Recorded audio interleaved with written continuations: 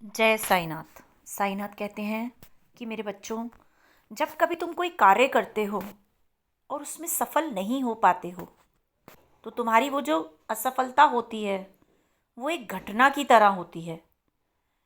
जैसे हमारे जीवन में अच्छे बुरी सारे दिन आते हैं, उसी तरह से सफलता और असफलता भी हमारे जीवन में लगी रहती है। लेकिन जब भी तुम कभी किसी कार्य में असफल हो जाते हो या तुम्हें असफलता मिलती है तो तुम निराश मत हुआ करो।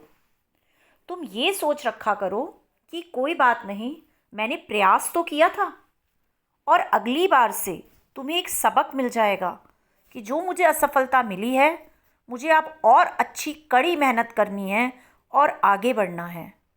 तो तुम्हारी जो ये सोच होगी जिसमें तुम इतनी कड़ी मेहनत और बहुत ज़्यादा प्रयास करोगे तो तुम्हें सफलता ज़रूर मिलेगी। कभी भी जीवन में अगर हम असफल हो भी जाते हैं तो हर असफलता के बाद हमें कहीं ना कहीं कुछ सीखने को मिलता है। जैसे रात के बाद सवेरा होता है, वैसे ही एक असफलता के बाद हमें फिर सफलता भी मिलती है। क्योंकि जब हम असफल होते हैं तो हमें ये पता चल जाता है कि हमारी कहाँ कहाँ कौन कौन सी गलतियाँ थी, और जब हम बैठकर उन गलतियों को सोचते हैं तो हम उसमें और सुधार करते हैं। और जब हम सुधार करते हैं और फिर से प्रयास करते हैं, फिर से मेहनत करना शुरू करते हैं तो हमें सफलता ज़रूर मिलती है।